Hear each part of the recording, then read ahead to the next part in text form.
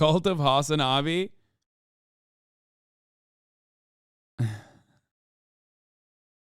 Accused of killing 4 university students near campus is now in county jail in Idaho. He was handed over to local authorities after a flight from Pennsylvania. Omar Villafranca has more from Moscow, Idaho.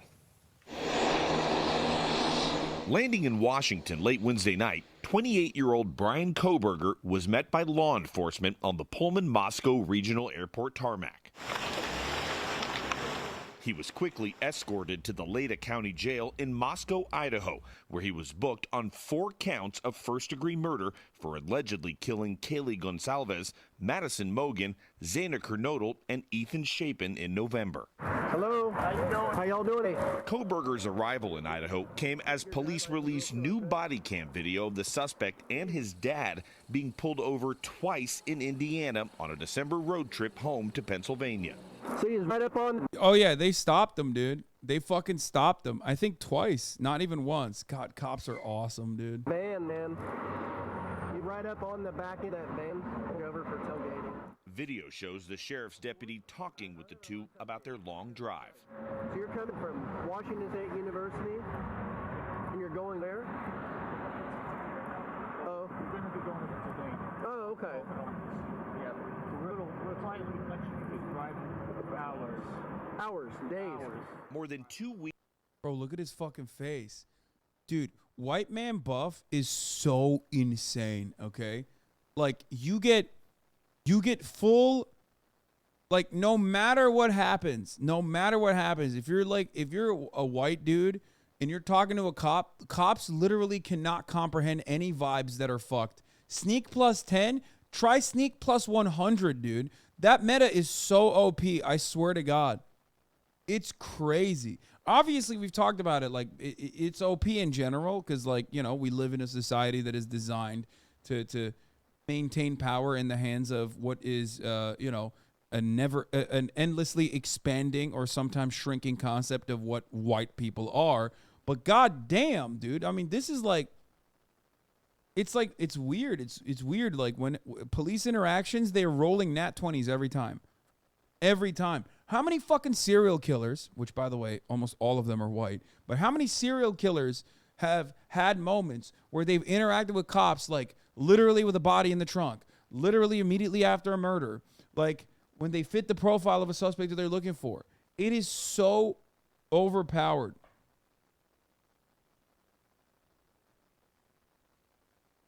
Jeffrey Dahmer is a example as well. It's just like it's just a race passive, you know what I mean? It's crazy.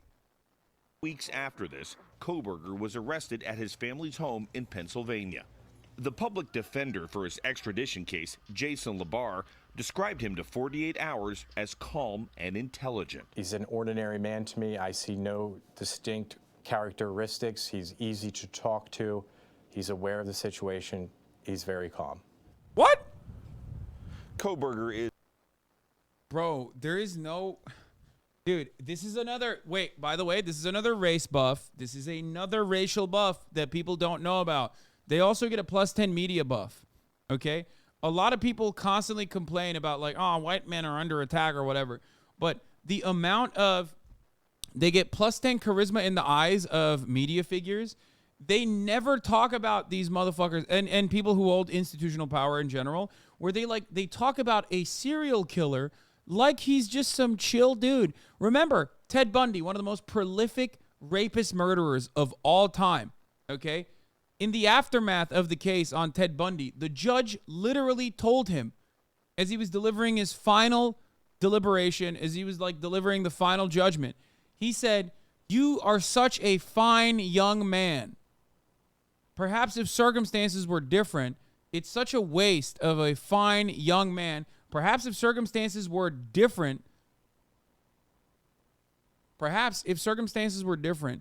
you would be in this courtroom defending other, innocent people or something."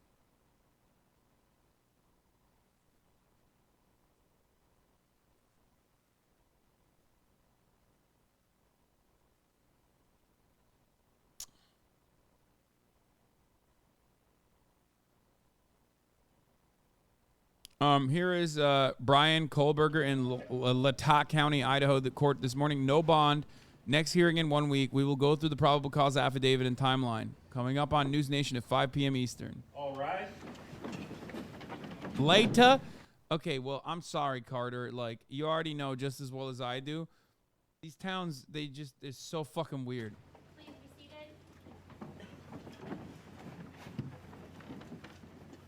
Later! Later! We are on the record in the Second Judicial District, Latah County. This is the Magistrates Division of District Court. This is. Why are you talking like it's a racial buff? Serial killers are great manipulators. I'm talking about it as a racial buff across the board. If you are if you're a perpetrator of violent crime, the way that black people get presented in media are literally like, oh, look at this fucking animal. Look at his mugshot. He's such a thug. Okay. Versus white serial killers will like murder their whole fucking family and they'll show the family jet skiing. In the headline photo, as Zach Fox has correctly pointed out. Here, this is like an endless meme. Yeah, this is how the photos be looking in the headlines when a white man kills his entire family.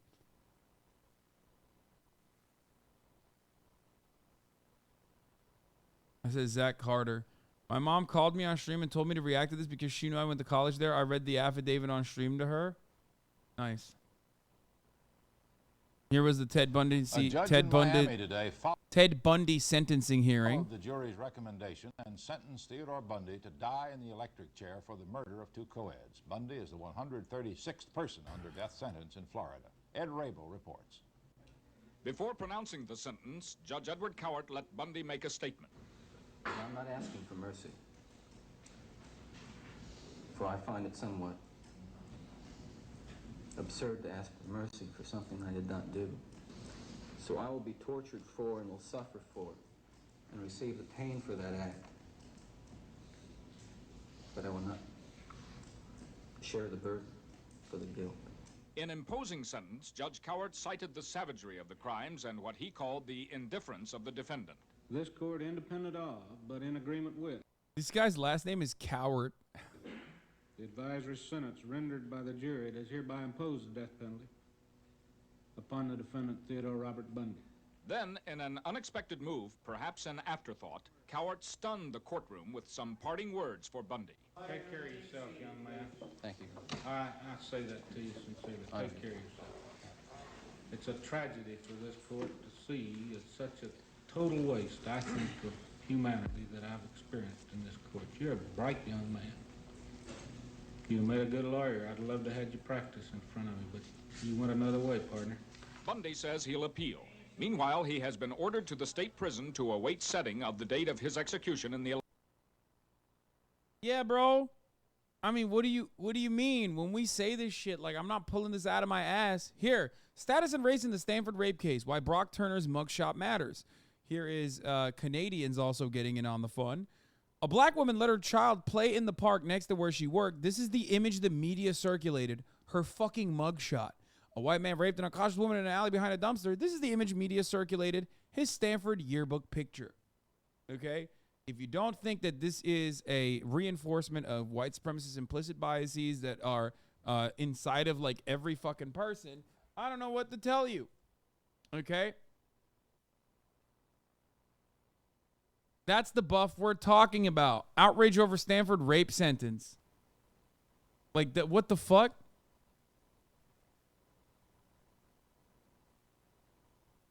Now, if you want, the way to fix this is not by showing white dudes in mugshots.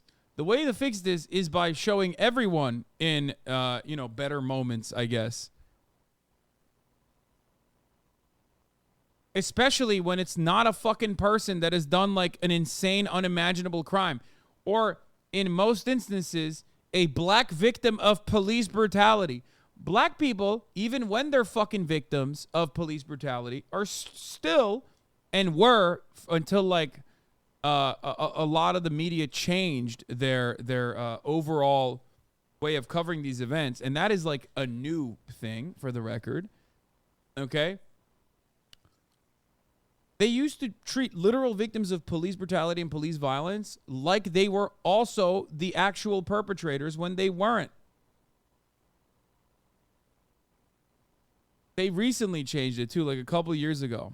So understand that this is a relatively new process. Anyway, let's take a look at what the judge is saying here. Cause number CR 29222805.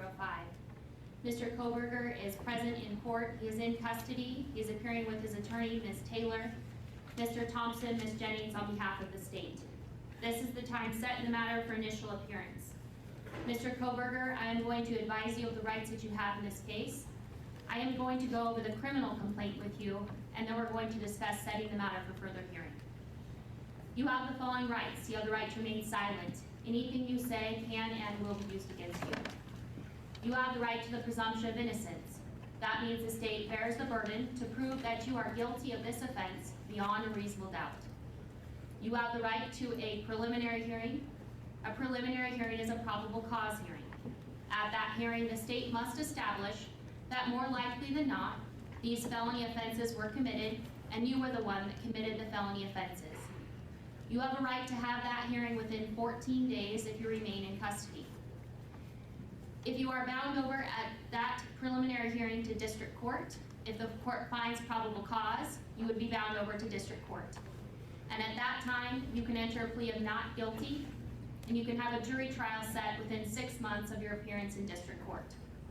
At both your preliminary hearing and your jury trial, you have the right to confront and question any evidence or witnesses. Oh my God. Instead of adjourning, they're going for an 11th speaker vote. Against you.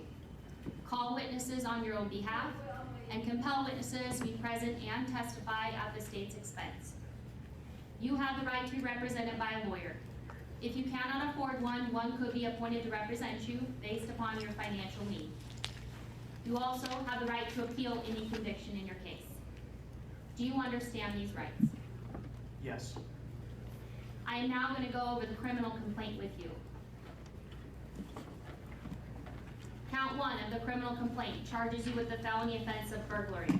It alleges that the defendant, Brian C. Koberger, on or about November 13th of 2022 in Latah County, state of Idaho, did unlawfully enter a residence located at 1122 King Road, Moscow, with the intent to commit the felony crime of murder in violation of Idaho.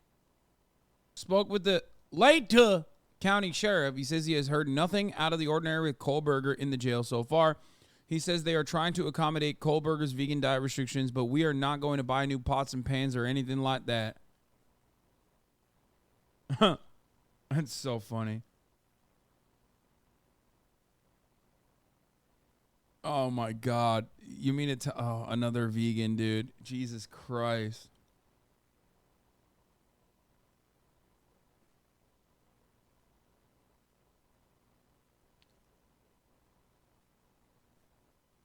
Okay, listen. Vegans are very kind individuals, okay?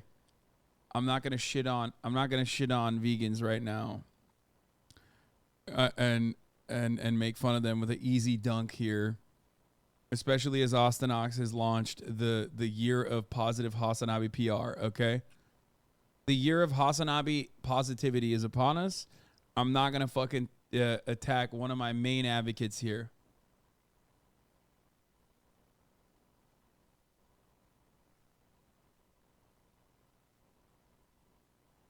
This vegan, it does not represent all vegans.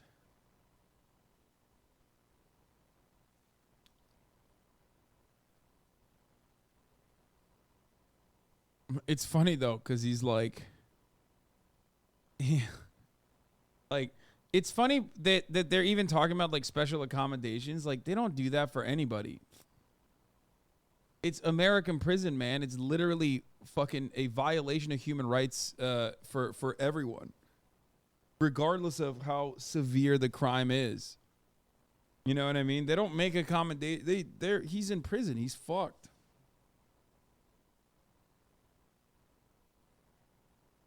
Anyway, this is the longest I've held the hair tie on.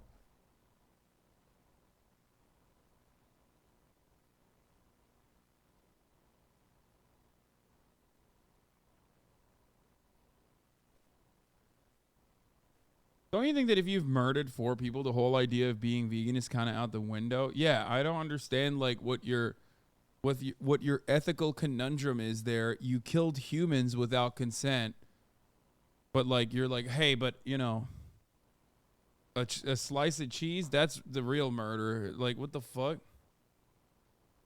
At that point, just eat meat, dog. You know what I mean? What the fuck are you doing? Code 18-1401 and 1403. The maximum penalty for that offense, if you plead guilty or are found guilty, is not less than 1 year in prison, no more than 10 years in prison, and or a $50,000 fine or both. Do you understand? Yes. Count 2 alleges that you committed the felony offense of murder in the first degree. It alleges that the defendant, Ryan C. Koberger, on or about November 13th, 2022, in Latah County, state of Idaho, did willfully, unlawfully, deliberately, with premeditation, and with malice aforethought, kill and murder Madison Mogen, a human being, by stabbing Madison Mogen, from which she died, in violation of Idaho Code 18-4001, 4002, 4003, and 4004. The maximum penalty for this offense, if you were to plead guilty or be found guilty, is death or imprisonment for life. Do you understand? Yes. Count 3 alleges that you committed the felony offense of murder in the first degree. It alleges that the defendant, Ryan C. Koberger, on or about November 13th of 2022 in Latah County, state of Idaho, did willfully, unlawfully, deliberately, with premeditation, and with malice aforethought. Okay, so this is his like that stuff is like kind of irrelevant, but there are new investigative details on a timeline. Here's Madison Mogen and Kaylee Conkelves. Wait, is there no audio? What the fuck?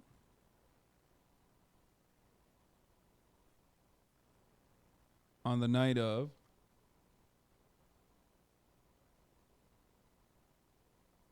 Oh, it's a food truck. Yeah, Madison Mogen and Kaylee Goncalves. I'm saying their last name wrong.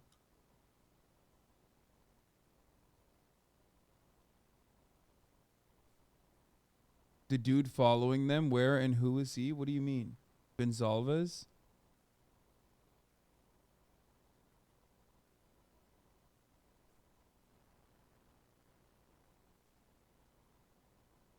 This is from a Twitch stream by the food truck? Wait, really? This is the Twitch stream food truck? Oh my god. I've seen that food truck before. This is the video from the food truck Twitch stream the night of. New investigative details released on Thursday provide the first clear view of the apparent movements of the man accused of killing 4 University of Idaho students in the early morning hours of November 13.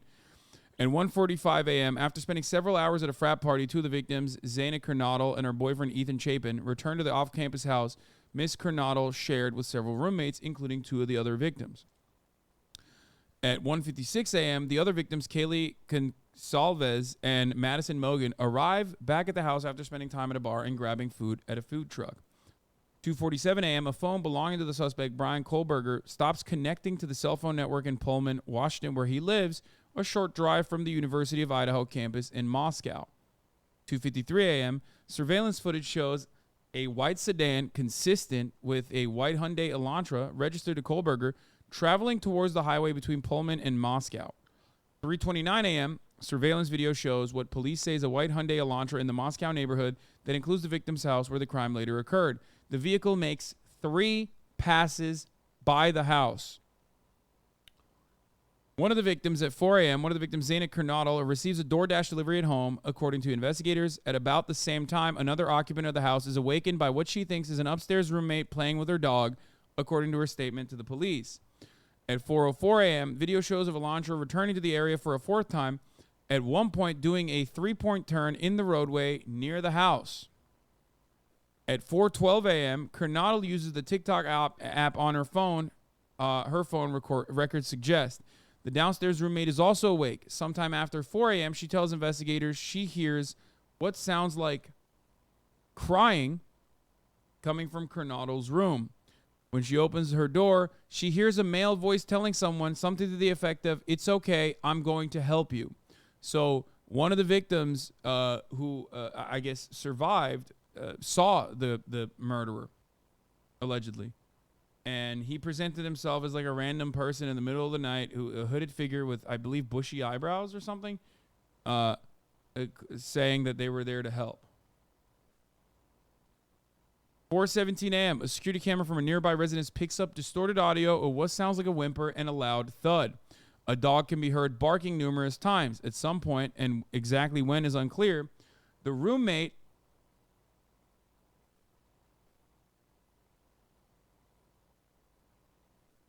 The roommate opens her bedroom door again. According to the account she gave investigators, and sees a man with bushy eyebrows, clad in black clothing and a mask. The man walks past her towards a sliding door on the second floor. She goes back into her room and locks the door, and it is unclear what she does during the next several hours. At 4:20 a.m., the white Elantra is seen leaving the neighborhood at a high rate of speed.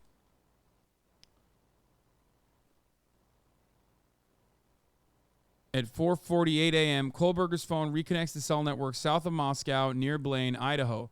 At 5:30 a.m., after traveling in the area south of Moscow, Kohlberger's phone is detected back in Pullman.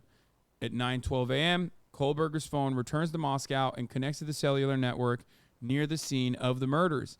It stays there until 9:21 a.m. before returning to the area of his home in Pullman. So he went back to the scene of the crime.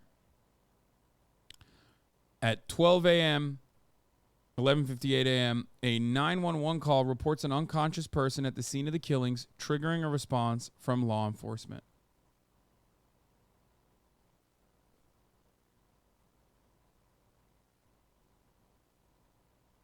He visited the King's residence 12 times before the murders. This is the official probable cause affidavit. Zaina Kernoodle, the person with the TikTok app open, also died. It's super common for killers to go back to their crime scene. Yeah. They waited 7 hours to call the cops. This timeline looks weird. So here's the thing. Okay? Here's the thing. It's late at night. People are fucking drunk. There's a lot of activity inside of a house. You might assume that someone is just like a partier. You know what I mean? She probably fucking saw some dude, went, oh, like, you know, someone is having a person over, and decided to go back to sleep. It's normal. So when they woke up, that's when they figured out, oh shit, like the people in the house are dead.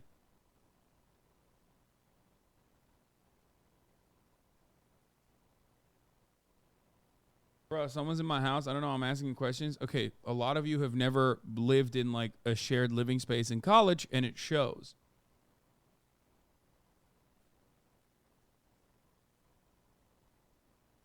They're like drunk as fuck. I don't know. The only thing that doesn't make sense is why one of the victims that survived didn't call the cops after she like hid in her room. Like hiding is one thing, but not actually calling. Like I don't know why she didn't call the cops. And like lock the door and then and not call the cops. But again, you could chalk it up to someone basically thinking, you know, there's like a random dude in the house. Someone brought them in. It's a place where people go to party, to do after parties. Yeah, she probably thought he was just a lost dude or some shit. This was right before break, party week. Yeah.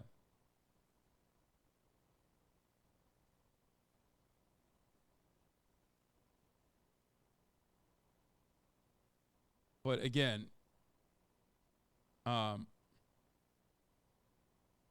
if you've been to college, if you've had like a shared living space with other people, if you see some sketch dude at the party, but it's like 4 a.m. and you think like it's like a booty call or something, You know what I mean? There's a million different reasons why a random person could be at your house. The only reason that it's weird is that the only thing that's weird is like you just are locking your door in a panic. And that is what's, you know, that's what's surprising about it. Like the loud thud, it doesn't make sense that it doesn't make sense that the things that don't make complete sense in that situation is just like the roommate opening her bedroom door again, according to the account she gave investigators, and sees a man with bushy eyebrows, clad in black clothing and a mask. The man walks past towards her, a sliding glass door on the second floor. She goes back into her room and locks the door, and it is unclear what she does during the next several hours.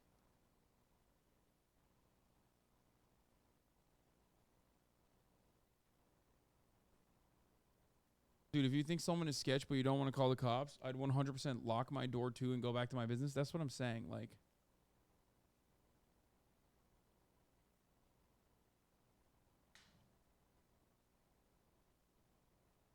at this stage, it might be unclear to the cops, to the investigators, what she did.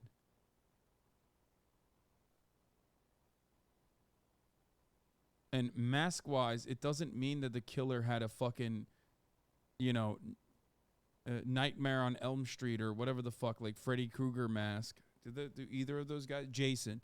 Not a hockey mask. It's not a Scream mask. It's probably just a mask. You know what I mean?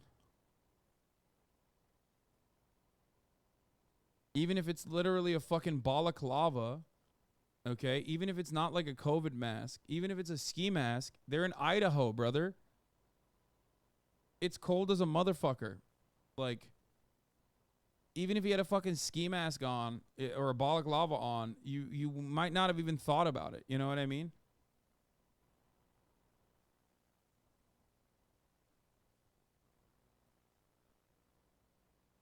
But yeah.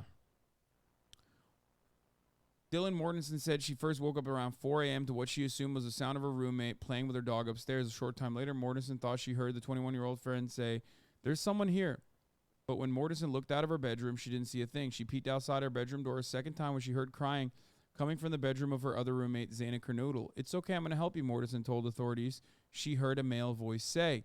The third time Mortensen opened her bedroom door, a far more terrifying sight. A figure clad in black clothing and a mask that covered the person's mouth and nose walking towards her. But the masked man just walked past her and left the home through the back sliding glass door as she stood there, frozen in shock. Hours later, Mortensen would learn that 3 of her roommates and one of their boyfriends had been brutally murdered. Do you get it? Does that paint a clearer picture for you? She hears someone crying.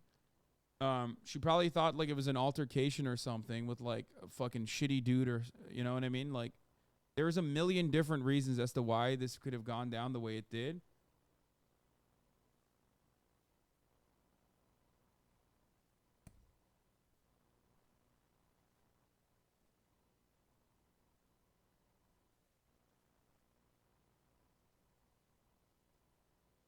Brother, the roommate that saw him went back in her room, fainted, passed out, and the last roommate found her and reported her unconscious to the police. The dude was wearing a black COVID mask. It's in the affidavit.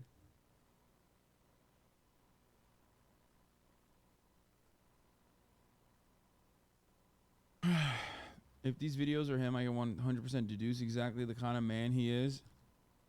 I mean, you know.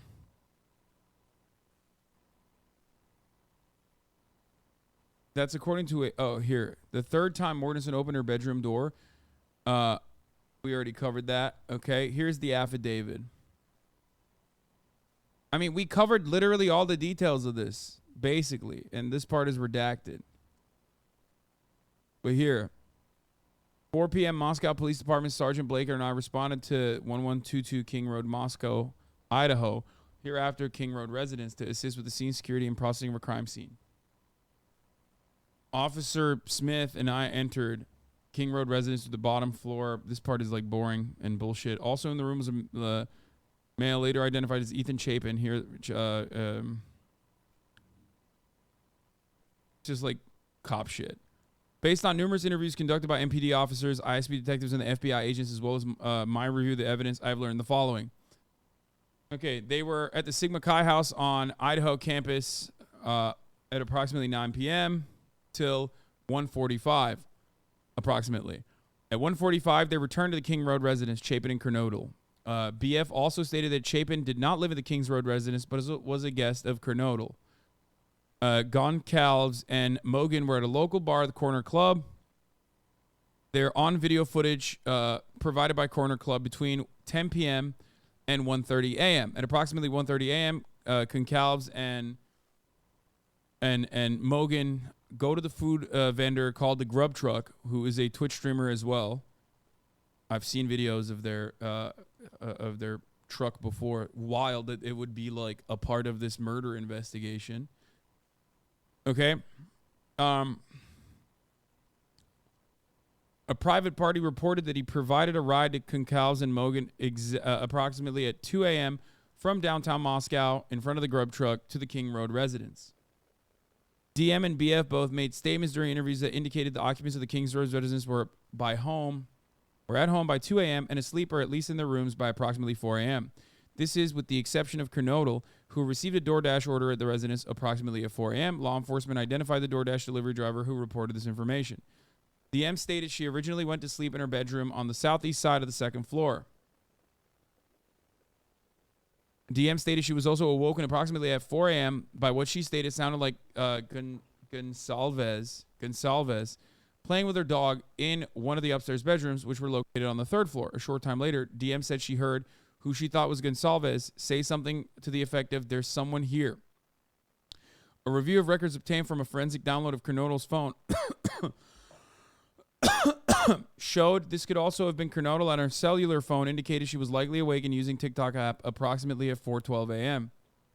DM stated she looked out of her bedroom but did not see anything when she heard the comment about someone being in the house. DM stated she opened her door a second time when she heard what she thought was crying coming from Kernodle's room. DM then said she heard a male voice say something to the effect of, "It's okay, I'm going to help you." At approximately 4 a.m., a security camera located at Kings Road, a residence immediately to the northwest, picked up distorted audio of what sounded like voices or a whimper, followed by a loud thud. A dog can also be heard barking numerous times, starting at 4 a.m. The security camera is less than 50 feet from the west wall of Kernodle's bedroom. DM stated she opened her door for the third time after she heard the crying and saw a figure clad in black clothing and a mask that covered the person's mouth and nose walking towards her. DM described the figure as 5'10" or taller, male, not very muscular, but athletically built with bushy eyebrows. The male walked past DM as she stood in a frozen shock phase. The male walked towards the backsliding glass door. DM locked herself in a room after seeing the male. DM did not state that she recognized the male. This leads investigators to believe that the murderer had left the scene. The combination of DM's statements to law enforcement, reviews of forensic downloads records from BF and DM's phone, and a video of a suspect video is described below, leads investigators to believe the homicides occurred between 4 a.m. and 4:25 a.m. So basically what happened, and my assessment, okay, is because if you're like, oh, that's so weird, why didn't she fucking immediately call the cops? And that's your first idea. There are multiple reasons for it. One, it's like a shared living space in a college town. There are plenty of fucking random, like, weird losers that one of your girlfriends or one of your guy friends might have invited. So it was, like, enough for her to feel uncomfortable about the situation to lock her door, but not so uncomfortable that she thought, oh, we should call the cops to this. You know, the weirdest part is the 4 a.m. DoorDash delivery. That is not a weird part at all. What the fuck are you talking about? It's a college town, okay? For you to think, like, nothing is open 24/7 at a college town, that's weird that you think that, okay? It is a perfectly normal experience.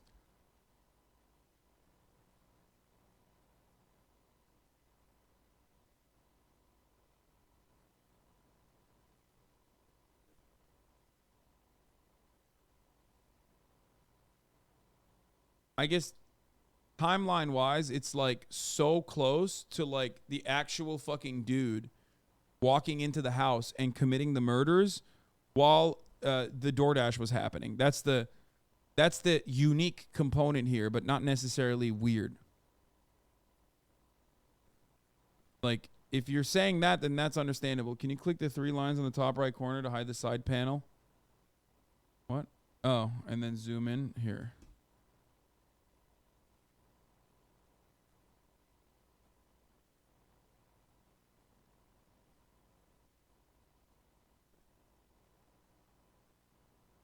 Wait, so they just thought he was a friend of someone chilling with them?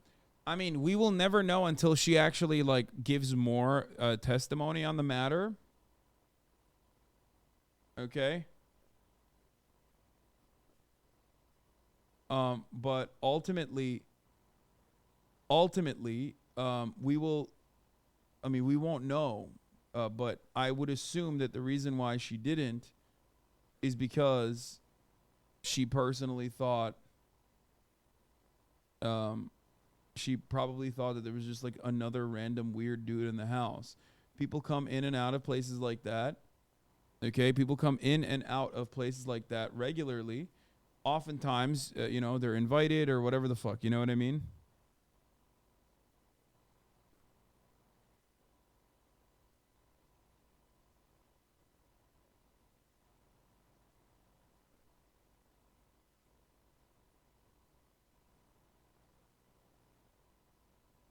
Yeah, I had a friend's house that never locked their door. Just show up anytime. She probably thought it was a guy they met at the bar or something. Yeah, exactly.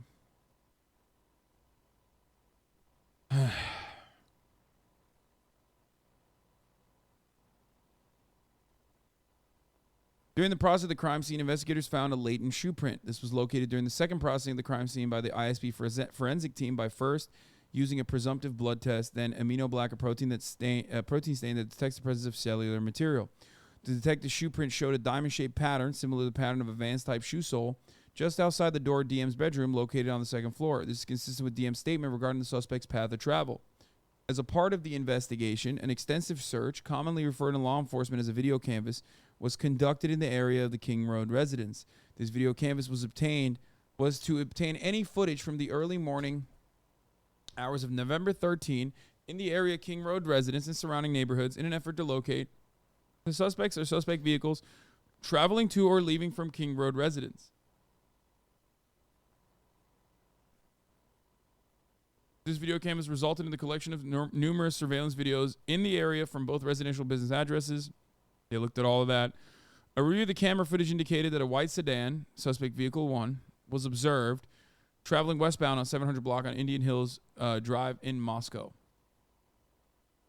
Approximately at 3:26 a.m. westbound on Steiner Avenue. These are all like, you know, roads, so I'm not going to fucking go through them in detail because, you know, you don't know any better anyway because you're not from the neighborhood. The weird part is that the suspect actually circled the house 4 times, including doing a K-turn in a nearby neighborhood driveway. Okay? It stopped and turned around the front of 500 Queen Road, number 52, and then driving back westbound on King Road. When suspect vehicle 1 was in front of the Kings Road residence, it appeared unsuccessfully to attempt to park or turn around the road. This is important to understand the motivation of the perpetrator. Okay? Because why did they choose that house? Does he know anything about the individuals in the house? Why specifically that house? You know what I mean? Is there premeditation? Is he just like a freak? I don't know.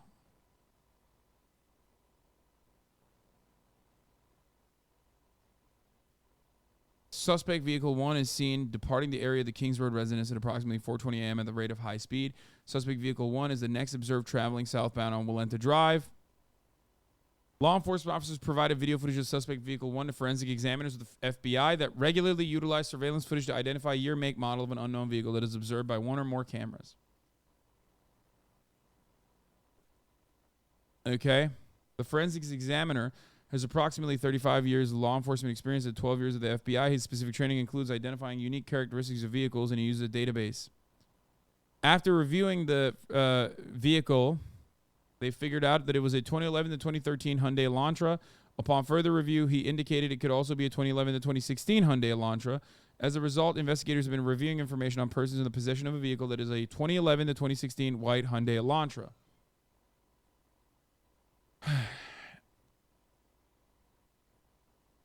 They looked at the WSU campus in Pullman. It feels like they should be calling into question his father as well. because what I don't understand about this is like his dad seemingly is involved as like at the very least, you know, helping, aiding and abetting him. But I don't know. Like an accomplice?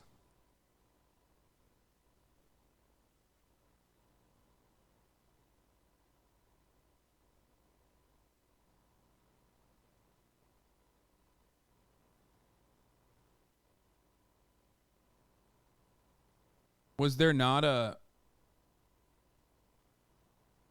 in the car? Does this have any TOS photos in it? This affidavit?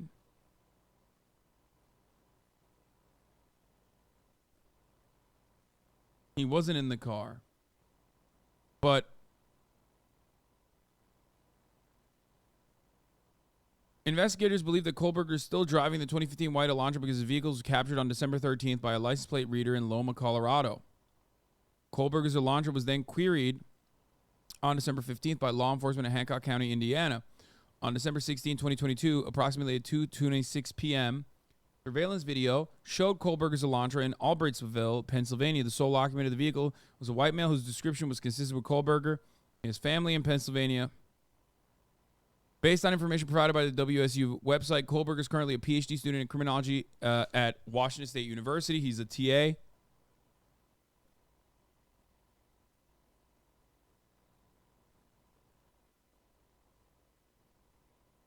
We learned that Kohlberger's past education included undergraduate degrees in psychology and cloud-based forensics.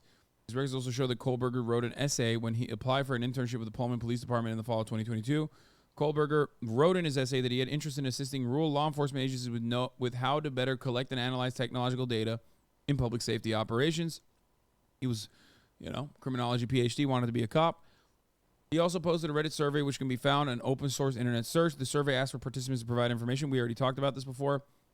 To understand how emotions and psychological traits influence decision-making when committing a crime.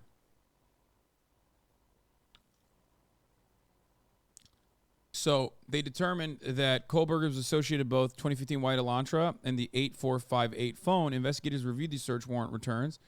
The query of the 8458 phone in these returns did not show it utilizing cellular towers in close proximity to King Road residence between 3 a.m. and 5 a.m. because he turned his phone off. Okay? Based on my training experience and conversations with law enforcement officers that specialize in the utilization of cellular telephone records as a part of investigations, individuals can either leave their cellular telephone at a different location before committing a crime or turn their cellular telephone off prior to going to a location to commit a crime. This is done by subjects in effort to avoid alerting law enforcement that a cellular device associated with them was in a particular area when the crime was committed. Like pretty basic stuff, but also at the same time,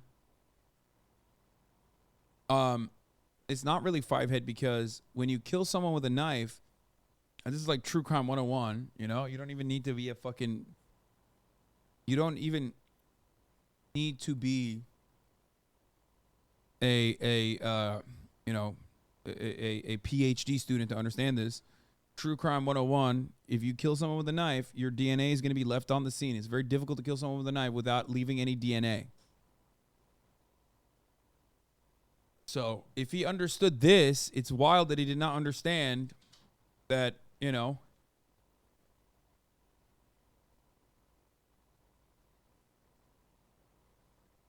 also used his own fucking car.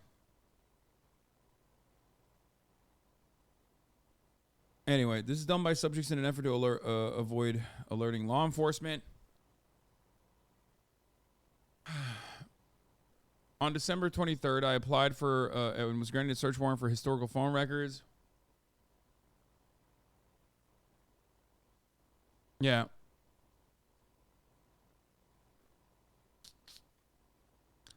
Account's been open since June 23rd. These records also included historical cell site information. He consulted with the FBI to fucking trace the phone to cell towers. And he was utilizing cellular resources on the night of the murder at 242 that provide coverage to the 1630 Northeast Valley Road in Pullman. okay, in his house at 2:47. The phone utilized cellular resources that provide coverage to the southeast of the Kohlberger residence, consistent with the 8458 phone. So he left and traveled south through Pullman, Washington, which is consistent with the movement of the white Elantra. At 2:47, the phone stops reporting to the network. So the phone either was in an area without cellular coverage, which could happen because it's like some backwater podunk town shit, you know what I mean? Shouts out to America. Or because he turned it off. He does not report to the network until approximately 4:48 a.m., which was near Blaine, Idaho, north of Genesee, which means that he definitely turned it off because he went to an area where there was internet. As we know, because the car was caught in the neighborhood. So the car was there, but his phone was no longer accessing services, which means he turned his phone off. Yeah, but you do lose service in that area. I know, but not the area, not the college town, though. When he got to Moscow, he should have actually fucking gotten cell coverage again.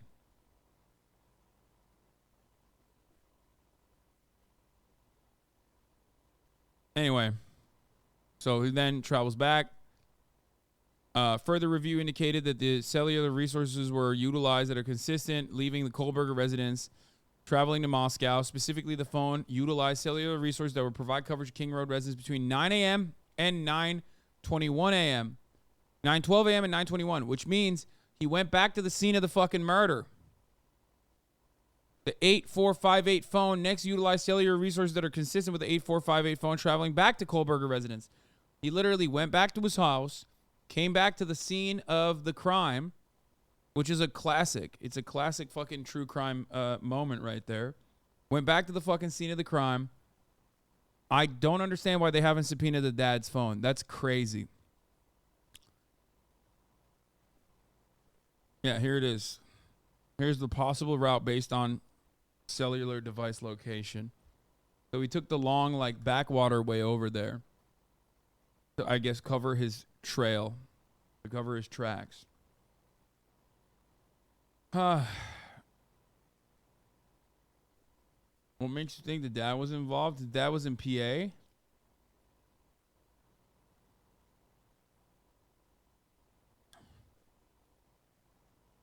I guess if his dad was, why are you so suspicious? I don't know why. I feel like this is not like a one-man operation. I'm getting like weird vibes from it. Maybe the dad wasn't involved. It's fucked up of me to even speculate. But anyway, this is just like the pathways that he took, all this stuff. Additional analysis show, and this is his escape basically. On December 27th, Pennsylvania agents recovered the trash from the Kohlberger family residence located in Albrightsville, PA. The evidence was sent to the Idaho State Lab for testing. On December 28th, the Idaho State Lab reported that a DNA profile obtained for the trash and the DNA profile obtained from the sheath identified as a male, not being excluded as the biological father of the suspect profile. At least 99.9% of the male population wouldn't be expected to be excluded from the possibility of the suspect's biological father.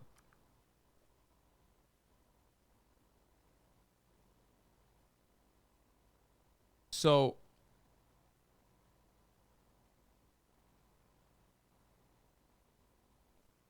he didn't mention the phone being at the location 12 times since June. Oh.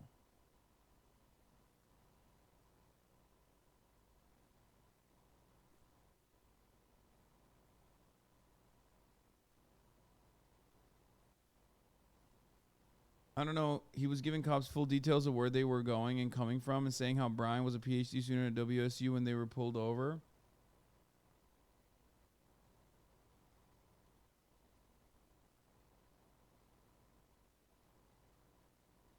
So this is actually an interesting take as well, which is like unique.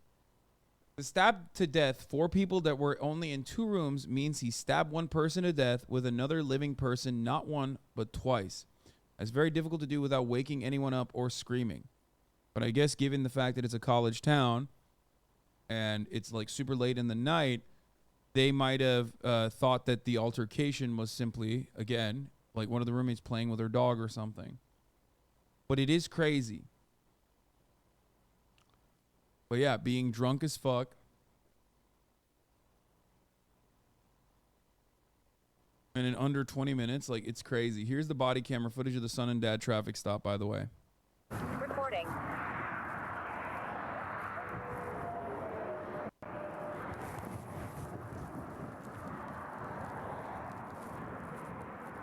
Hello?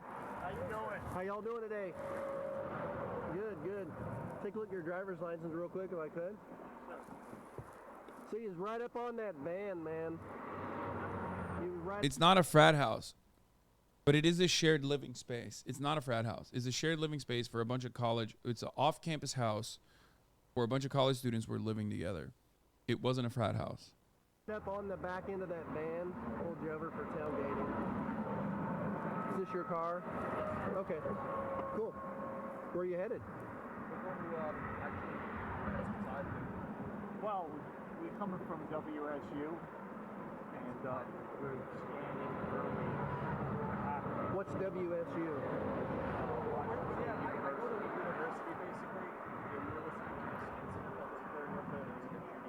That is SWAT team and everything.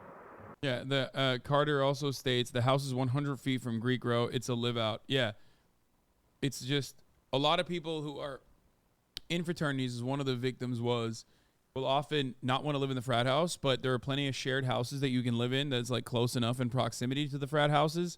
So that is literally the reason why. Some of them will be satellite houses if there's like plenty of people that are from one particular frat living there. You know, so basically that could be part of the reason why. I can't believe I'm like describing it. Like in a college town, there are shared living spaces where you live in, okay, where, you know, weird shit is happening and you don't even think twice about it because you're drunk, you know?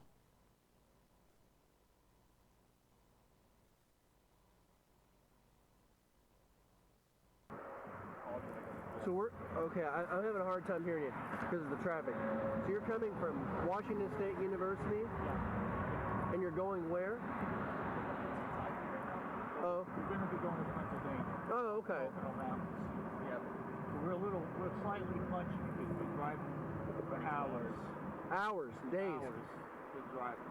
Well, almost a day. Okay.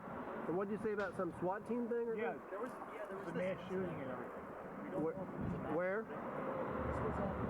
At this point, they're looking for this Hyundai Elantra, though, which is why it's strange that this cop pulled him over for, like, a shitty charge like tailgating.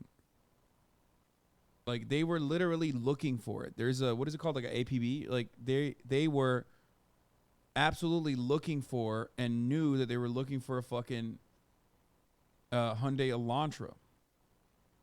There's a nationwide search, and tailgating is such a bolo. Yeah. A nationwide search, bolo, be on the lookout. And I don't know. I don't know why they just like were not even sussed out even a little bit. Like it fits the fucking profile. An APB is an all points bulletin. Yes. Both of them are technically correct. An APB you put out on like on the suspect, and then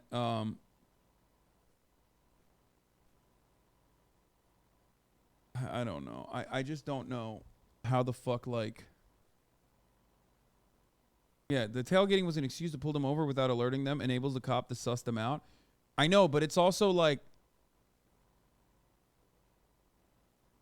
the cop clearly didn't suss him correctly.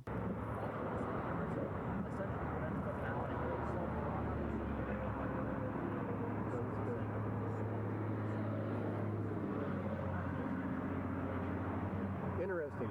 Well, it's horrifying because he's going to the university, you know what I mean? So y'all work at the university there? I actually do work there. Oh. Okay.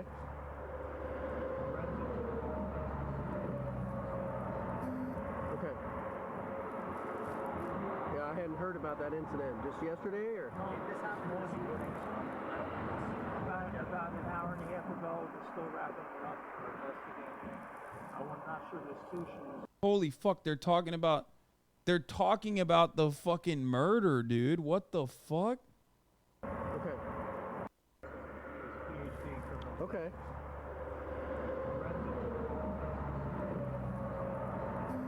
Okay.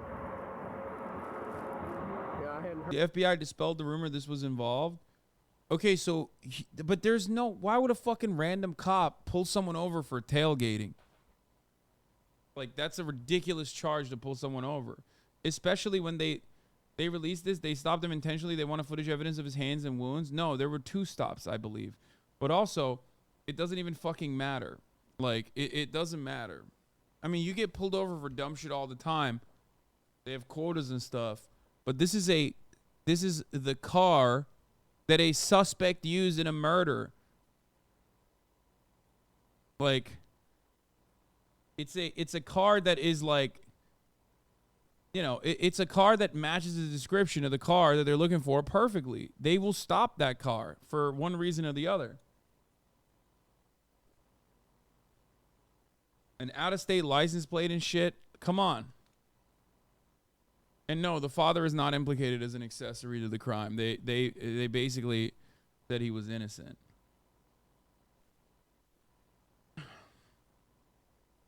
Heard about that incident just yesterday, or? This happened this morning. About an hour and a half ago. They're still wrapping it up for investigating. And they're talking about, this is not 1 hour after the news, bro. It's the 15th of December, brother. The murders happened on November 13th. We knew about the murders at least a week after the murders had happened. Okay? Everybody knew about it. I remember not even covering it that much because the cops literally just said, yeah, we don't know what's going on.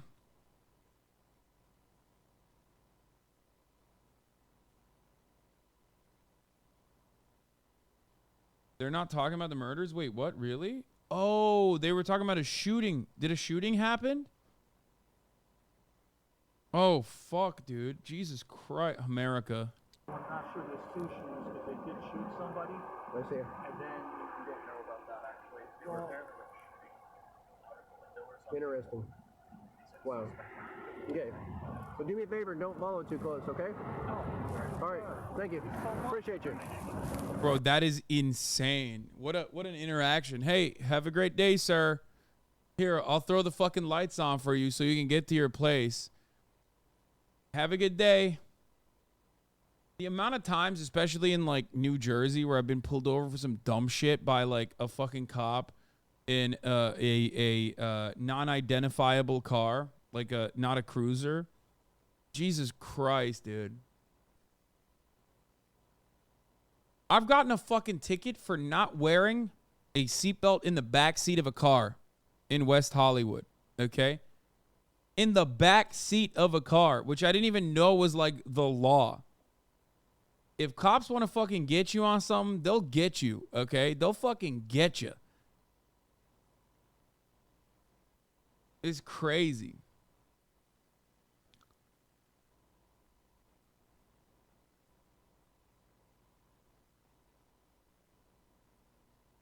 I mean, don't be a prick not wearing a seatbelt.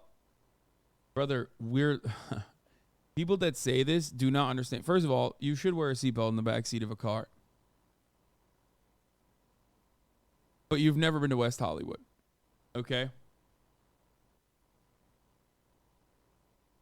You will never be able to drive faster than 15 miles an hour on Santa Monica Boulevard in West Hollywood. Okay? So you're out of your fucking mind. Like the place where I got fucking nabbed and got hit with a ticket for not wearing a seatbelt in the backseat of a car was in bumper to bumper fucking traffic on Santa Monica, literally in West Hollywood, like right across from, I still remember it. It was a bike. It was a bike cop, like on a motorbike. In the back seat of a car, I don't remember what the ticket was, but like it was insane, dude. It was insane. Like there's no way to scope that out. Like it's one of those things where like no one is capable of scoping that out unless it's bumper to bumper traffic. You know what I mean? Like how the fuck could a cop tell you weren't wearing a fucking seatbelt in the backseat of your car? The only time where they can fucking figure that out is if it is bumper to bumper traffic. The cop literally looked in to the car, saw me not wearing a seatbelt in the backseat of the car, and decided this is a good opportunity to fucking generate some revenue. Okay? It's so dumb. Speaking of generating revenue, the top of the hour ad break is upon us. Which at the top of the hour, there's a 3-minute ad break. If you no longer want to see those ads, all you need to do is subscribe, which you can do for $5 or you can do for free with a Twitch Prime by connecting your Amazon Prime account to your Twitch account. Okay?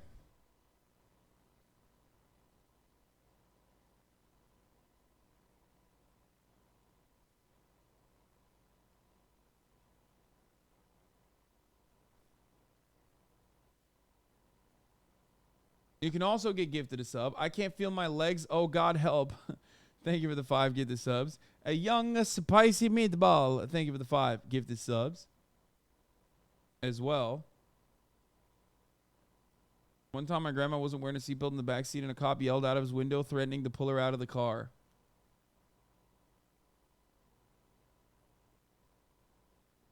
Yeah. Man, cops are fucking awesome. Just so sick. Have a good day now.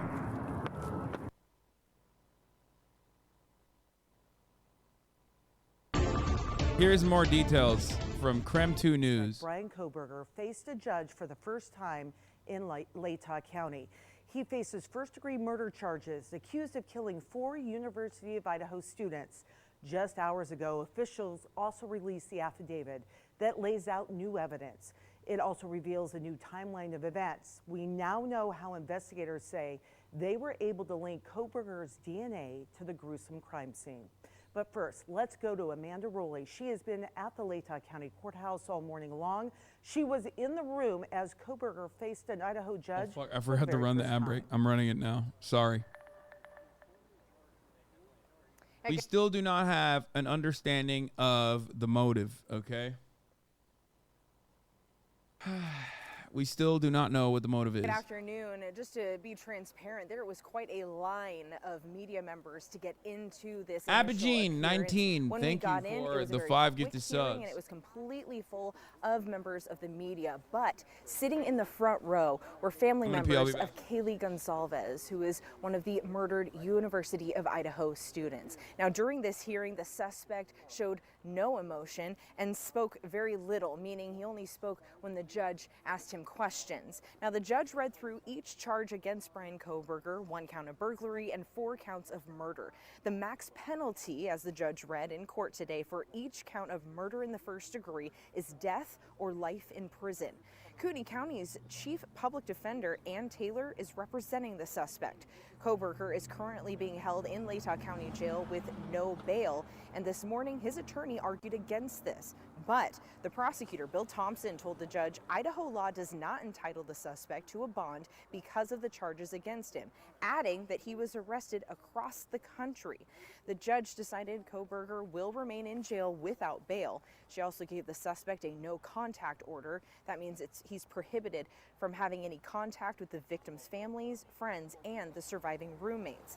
Now, shortly after the hearing this morning, the attorney representing the Gonsalves family commented on their behalf. Take a listen. It's obviously an emotional time for the family, seeing the defendant for the first time.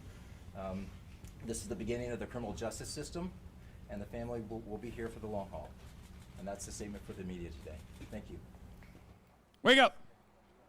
Now, here's what we can expect in the upcoming court proceedings. A status conference hearing is now scheduled for next Thursday at 10 a.m., and this was at the request of the suspect's defense attorney. From today, Koberger's preliminary hearing must happen within the next 2 weeks, and during that hearing, he will have to enter a plea of either not guilty or guilty. We'll be keeping track of that and posting any updates we can as we learn more. Reporting from Ladies and gentlemen, a quick update on what's going on. Here that they want Kevin, all right, the let's Latah finish County this. Courthouse, Amanda Rowley, Creme 2 News. With Koberger appearing in Latah County Court, we now have court documents giving us a new timeline of the students' murders and how DNA evidence was used to track down the suspect. Creme 2's Channing Curtis and Tim Pham joining us now with a breakdown of the 18-page affidavit. Now, Laura, that's right. We've actually been reading over this document since it was first released just before 9 this morning. So it's a lot to break down. Yeah, we broke it to you here on Up with Creme. So let's start things off by taking a look at a new timeline that investigators laid out in this affidavit. We know now that the murders happened on the early morning hours of November 13th, but now we're getting a more detailed look at what this, I think, is like true crime, people, so I'm not going to speculate on it. Okay? Like, what is Papa Roger? Like, you're just saying, like, found someone who is speculating that this man named Papa Roger is like the actual fucking, he goes, Papa Roger equals Brian Kohlberger.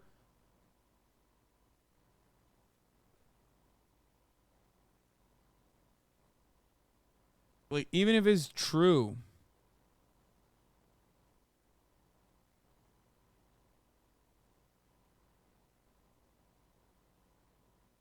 this just sounds like a dude. This is literally like both sides of the fucking schizo stalkers that I have. This sounds like he's just writing as like a random schizo stalker. And the people who are basically saying this is definitely the guy also sound like the schizo stalkers that I have. You know what I mean? The best part about all the people following this case for the past month is that none of them knew it was him before the cops. Exactly. Not a single person actually, not a single one of these like web sleuths. Not a single one of these, like, you know, Instagram detectives, the TikTok detectives, true crime aficionados, unironically figured out it was this random fucking guy.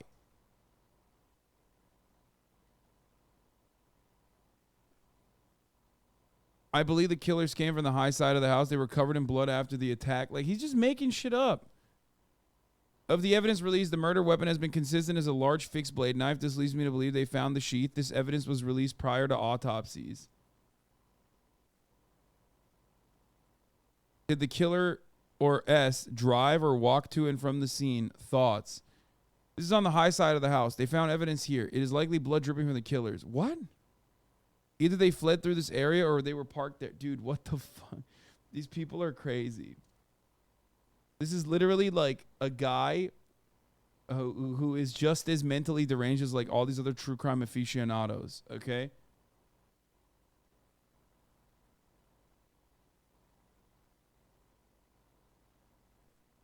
How long do we think the killer was in the house? Was the knife a weapon of choice? 4 weeks in and no suspects. What is the motive? I feel like the white car isn't relevant.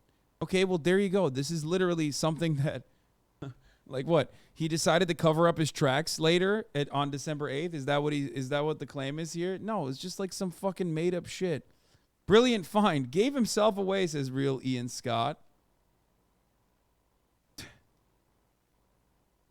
Brilliant. Investigators believe actually played out. The new details lead investigators to believe the deaths happened anywhere between 4 and 4:25 a.m.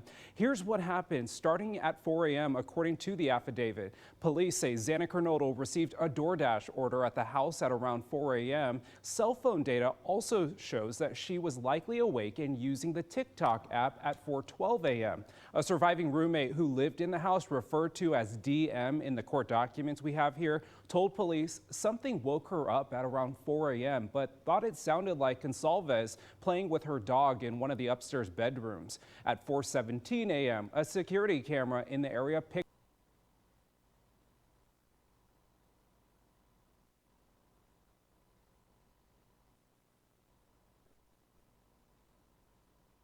Fucking weird. Hello, hello, hello.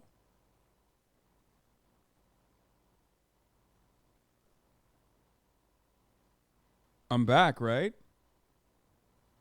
What the fuck was that? That was a full-blown on and off. Whoa, what is happening? Whoa, what the fuck is happening?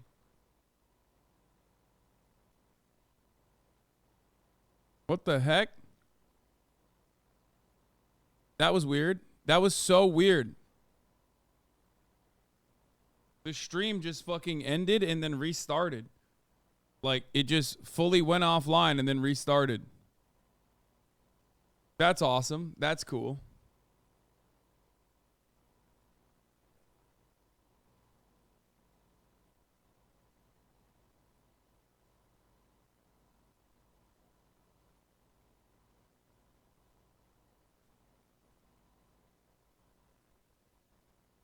I fucking hate this, dude. Twitch has been fucking up all day. No, it's not. It's not. This is not a Twitch related thing.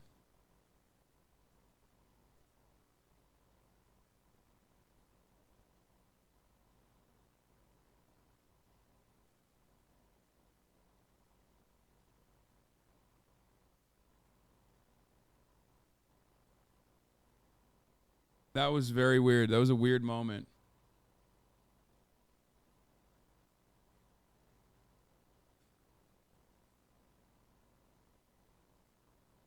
Cutie stream went down too? Huh. Wait, I'm going down again. What is happening? What the fuck is happening? This could potentially be a consequence of LA infrastructure, for the record. There could be many different reasons for this, but